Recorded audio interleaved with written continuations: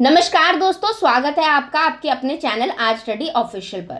तो दोस्तों, जैसा कि आप सब जानते हैं कि आजकल एक टॉपिक है जो काफ़ी चर्चा का विषय बन चुका है और इससे हमारी इंडियन पॉलिटिक्स पर काफ़ी असर पड़ेगा, या यूँ कहिए कि इतिहास में एक और चैप्टर जुड़ जाएगा। डोंट वरी, परेशान मत होइए।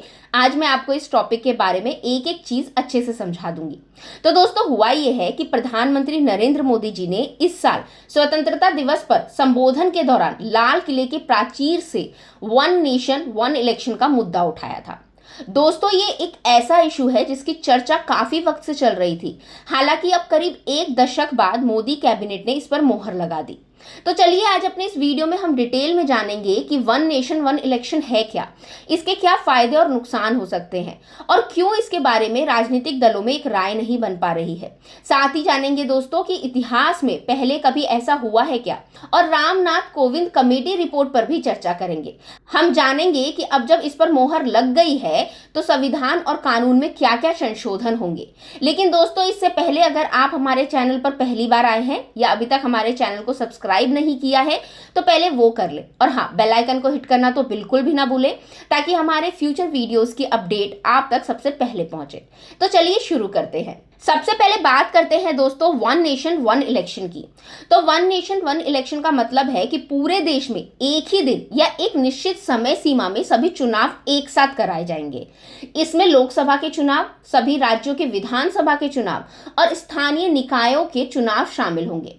अब ये डिसीजन लेने की बात इसलिए हो रही है ताकि बार बार चुनाव होने की बजाय सभी चुनाव एक साथ हो जाए और एडमिनिस्ट्रेटिव और सिक्योरिटी फोर्सेस पर बार बार बोझ ना पड़े और सारे काम एक बार में ही निपट जाए।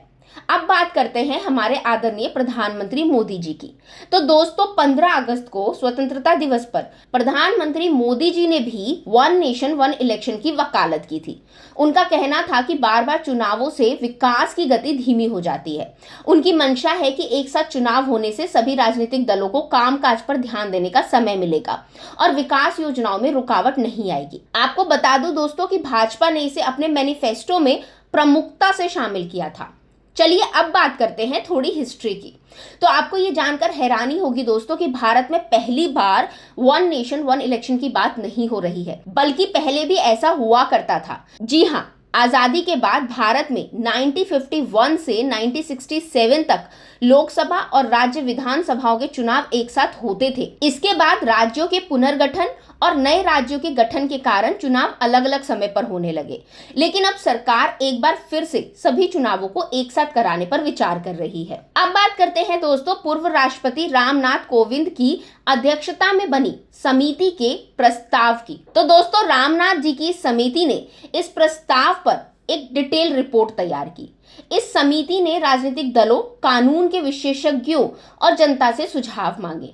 रिपोर्ट में 80% प्रतिक्रियाएं वन नेशन वन इलेक्शन के पक्ष में थी। हालांकि 15 राजनीतिक दलों ने इसका विरोध किया और इसे अलोकतांत्रिक और संघ विरोधी बताया। इस रिपोर्ट में दोस्तों 2 चरणों में एक साथ चुनाव कराने की सिफारिश की गई। पहले चरण में लोकसभा और राज्य विधानसभाओं के चुनाव एक साथ होंगे और दूसरे चरण में नगर पालिकाओं और पंचायतों के चुनाव लोकसभा और राज्य विधानसभा के साथ कोऑर्डिनेटेड तरीके से कराए जाएंगे। अब बात करें संविधान और कानून की।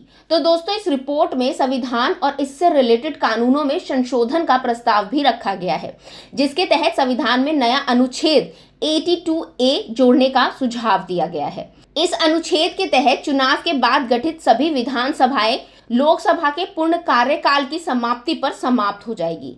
इससे ये सुनिश्चित किया जा सकेगा कि सभी चुनाव एक ही समय पर हो। तो दोस्तों, मुझे लगता है कि वन नेशन वन इलेक्शन एक बड़ा कदम है जिसे मोदी सरकार ने उठाया है, लेकिन इसके साथ ही कई चुनौतियां भी हैं। जैसे कि SY कुरैशी, जो कि पूर्व मुख्य चुनाव आयुक्त और India's experiment with democracy the life of a nation through it's election के लेखक हैं, उन्होंने इस प्रस्ताव पर अपनी चिंता जताई है। उन्होंने कहा कि ये प्रस्ताव संविधान और लोकतंत्र के साथ खिलवाड़ है। उनका मानना है कि अगर सरकार वास्तव में इस प्रस्ताव को लेकर गंभीर होती तो पिछले 10 सालों में एक साथ चुनाव कराए जाते। कुरैशी के अनुसार अगर एक साथ चुनाव कराए जाते हैं तो इससे संविधान और लोकतंत्र की मूल धारा प्रभावित हो सकती है।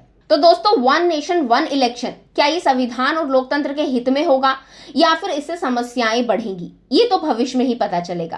तो दोस्तों, हमें उम्मीद है कि ये वीडियो से आपको वन नेशन वन इलेक्शन के बारे में डिटेल्ड जानकारी मिली होगी। अगर आपको ये वीडियो पसंद आया हो तो कृपया इसे लाइक और सब्सक्राइब जरूर करें। किसी भी सवाल या सुझाव के लिए कॉमेंट में बताएं। मिलते हैं अब अगले वीडियो में, तब तक के लिए थैंक यू।